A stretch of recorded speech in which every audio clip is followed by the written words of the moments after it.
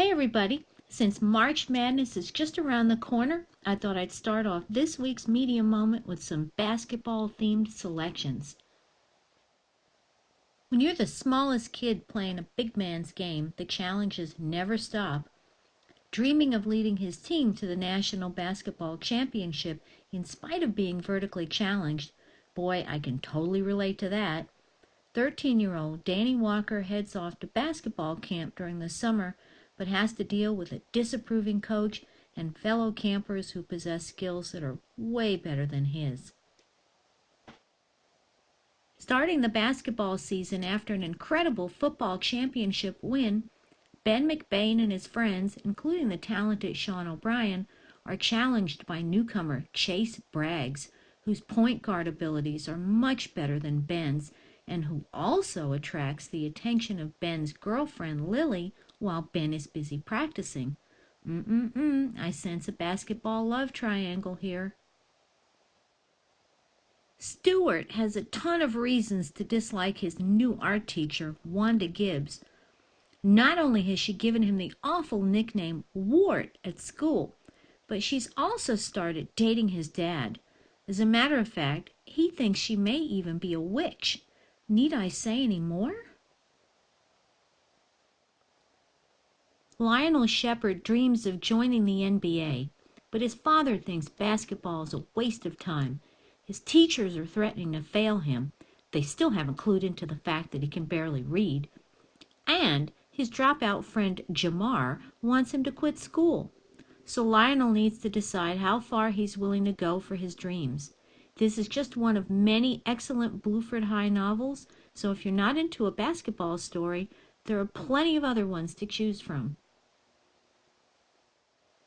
Rimshots is a photographic collection based on the amateur, school, and professional world of basketball and includes poems, jokes, stories, and other entertaining writings about the sport. It's a nice, fun, fast read.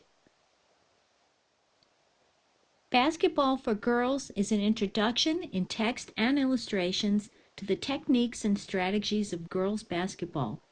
It recommends conditioning exercises, discusses shooting, passing, and dribbling, and explains offensive and defensive strategies.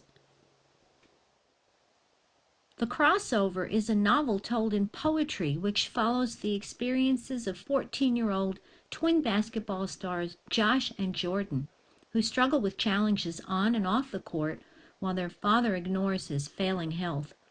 This has been a really popular book since last year, and even non-basketball fans will find it an interesting and compelling read. I just can't let you go this week without releasing a couple more series books. The Babysitters Club has been more popular than I could have imagined, and I've ordered more of them, I promise you. I've got 2 more sets coming. In Book 2, The Truth About Stacey, poor Stacey has just moved to a new town, is still coming to terms with her diabetes, and is facing babysitting problems left and right. Fortunately, she's got 3 new friends, Christy, Claudia, and Marianne. They're the Babysitters Club, and they'll deal with whatever's thrown their way, even if it's a rival babysitting club. Ooh. In the 5th Amelia Rules book, Amelia McBride and her friends are on their most difficult mission yet, dealing with popularity at school. This can be a major problem when an unmatched pair of socks can cause people to make fun of you for years. Really, though, all the friends want is not to be unpopular. Even after things go from bad to worse, Amelia learns there are some things that are just a little bit more important than being popular. And, by the way, this is the same book with 2 different covers. I had to track them down on Amazon. And now it's time to give you some March Madness information. Some of you may have already noticed that the top 16 books have been taken down from the library bulletin board and replaced with the March Madness brackets.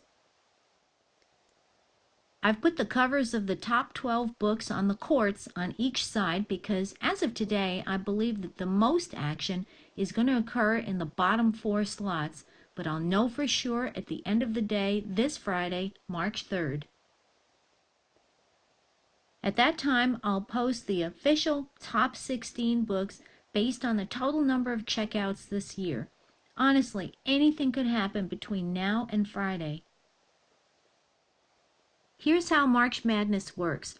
It's a lot like the NCAA basketball tournament. On Monday, March 6th, you can start voting for your favorite book. You'll be using these computers in the Media Center to cast your votes, and Google Forms will give me instant results. I'll reveal the winners of each round on the 4 Monday mornings of the tournament. All of the books start out equal on the first day. This means that the 8 books which receive the most votes during the first week will go on to compete in the second round of the tournament. The other 8 books will be out. During the second week of the tournament, you'll be voting again, and only the top 4 books will make it to the third round. Then, the following week, you'll cut those 4 books down to 2, and in the championship round, those 2 titles will face off as you decide which one will become our GMS Book of the Year for 2016-2017. We'll be giving away lots of goodies during the tournament, such as pencils, green squishy bracelets, a huge assortment of bookmarks, stylus pens in beautiful Getty's green, and candy. Can you just smell the chocolate? This is an actual picture of the candy I've got stashed away in my office, and I'm not telling you where it is either. You can win these and other treats by spinning the wheel of misfortune. The wheel of fortune after you vote. However, in order to spin the wheel, you must have your agenda as your voter ID, and will stamp it with a basketball stamp after you voted. You only get 1 spin per day, but you're allowed to vote every day during the first 3 weeks of the tournament because it's really hard to choose just one book from so many excellent competitors. Lunch passes will also be available for anyone who wants to quickly cast a vote and then return to the cafeteria. If you have any questions, feel free to come in and ask me or send me a message through Schoology. I'm really excited about our 3rd annual March Madness Battle of the Books, and I can't wait for the voting to begin. May the best book win. Thanks again for tuning in. I hope you have a great rest of the week. Be sure to thank your teacher for showing the video, and hey, I'd love to have you subscribe to my channel. I'm all the way up to 78. Can you help me get to 100? Anyway, I'll see you next Wednesday. Don't forget to be awesome. Bye-bye.